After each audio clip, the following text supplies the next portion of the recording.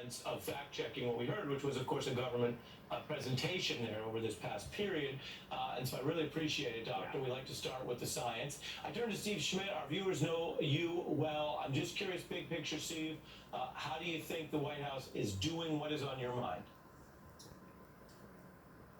Well, I think the White House has done historically very poorly in this. This is one of the most significant crises in American history.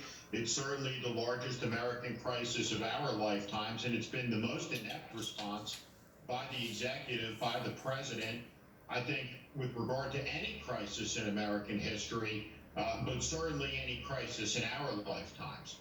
And we look at a president who is so clearly in over his head and out of his depth, who has been dishonest, who has been imprecise, who's been inaccurate, and whose deadly indecision will be paid for with the lives of tens of thousands of Americans as this virus escalated to a place it never need have gotten.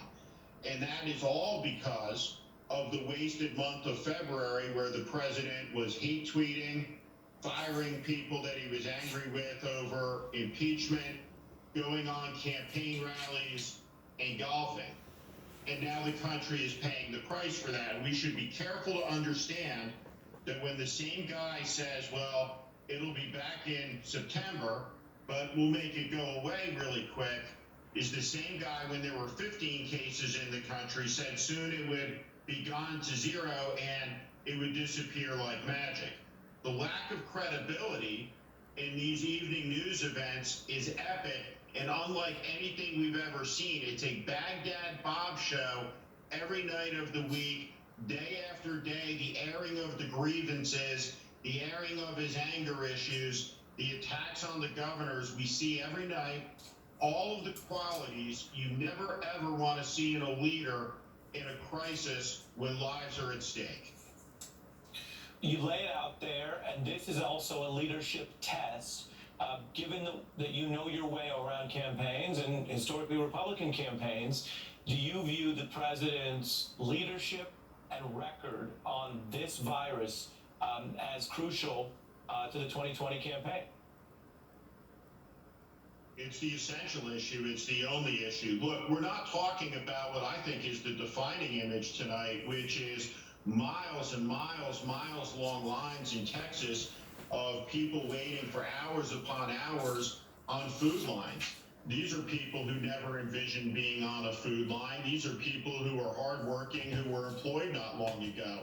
There's a lot of evidence to suggest that these federal programs aimed at the little guy in this country, the small business owner, aren't reaching their targets. People can't get through the bureaucracy. They're ruled ineligible for it. The programs are out of money. The bottom line is 42% of the country has $400 of cash available, and it's not as if we didn't have a crisis of hopelessness and despair, a suicide epidemic, an opioid epidemic before any of this happened.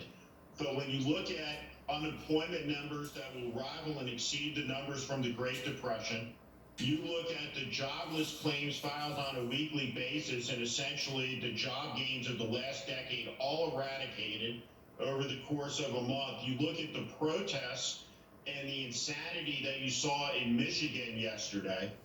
What you see looking ahead is political instability, perhaps, certainly economic instability. And the question for the country is, who is the person who is going to be able to get the country most quickly back on its feet?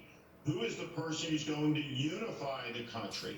When we look now, we're sharing the largest common experience that any of us have ever shared, that's probably ever been shared in the history of humanity. There's literally no one on the planet who's not affected by this. And Donald Trump, who's divided the country for years, says, I want to heal the land now, I'm the healer. It's a ludicrous proposition. And so I think that this election is as fundamentally an important election as we've had in this country since 1864, when we decided in that election if we were to be a country at all. Wow. Well, you lay it out there. It's striking. We're going to put back up what you mentioned. We just We're showing viewers some of the photographs that we have here that are new in, and you brought up because it's what people are feeling and living through. We have footage of the way people are living, the checkpoints where people are trying to get food, people in line 6 feet apart, long lines, heartbreaking devastation. We have people living through the pandemic and hurting. Then we have the people who, through no fault of their own, Steve, talk about a test of how we organize society, no fault of their own, end up out of a job. Households where both parents are out of a job, wondering about food, rent, and everything else week to week. The unemployment numbers that we got out today, as you mentioned, which is something we wanted to get to in our broadcast, bring total unemployment to 18 million. Absolutely staggering, absolute pain and heartache there again, which is a halo that far, far exceeds the number of people directly affected by contracting the virus itself.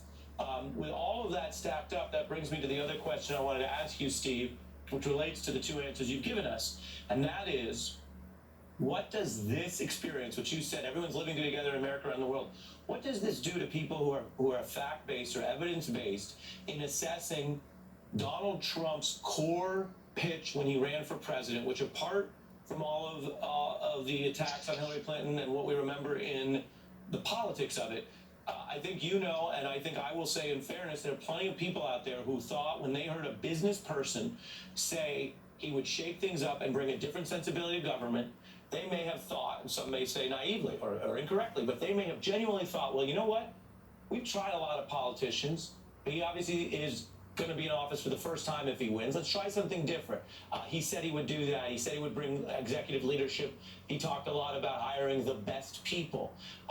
As a political expert, do you think that this is also a reckoning for that core appeal, again, to those folks who follow this less, who may be less partisan, about how it's working out, his style of leadership, where are the best people, when you look at what has been documented in the New York Times and on air elsewhere, as a lot of incompetence in handling this? Again, the incompetence here has just been epic. And I think the one way to look at it is to imagine ourselves 50 years from now. Imagine we're old men and we're talking to historians trying to understand what happened in the era. And what we'll tell them is that in the year 2016, the American people very narrowly, losing the popular vote but winning the Electoral College, put a reality TV show host and a New York City con man into the office of President of the United States, who was unequipped intellectually, mentally, emotionally, and morally to be the commander-in-chief of the most powerful nation in the world. He didn't understand its history. He didn't understand its systems. He didn't understand its values. He spent years tearing the country apart, attacking vital institutions, alleging conspiracies, internalizing his grievances, conducting himself in an immoral and corrupt way that led to his impeachment. This has been a 3-year reality show circus, and hopefully what this incident will do is bring down the curtain on the reality show era of politics, all of it with finality. Because what we should understand, once again, is that politics and who we put into these positions of power matter profoundly. It is about life and death. And so we're in a life and death moment. And when you read the first drafts of history here and you know what happened, not what the president is lying about every night in these briefings and pretending happened, what really happened is this is one of the most inept responses to a crisis that you could have seen coming. People saw it coming. And as a result, the country has been devastated economically, and tens and tens and tens of thousands of Americans who otherwise would be alive will not. The coronavirus is the leading cause of death in America. He ran on a promise of making America great again. What we see is death, economic collapse, and suffering on an immense scale that nobody in this country could have imagined seeing in our lifetime 60 days ago. That's what his legacy is. That is the word on that. Steve Schmidt bringing us his perspective and strongly stating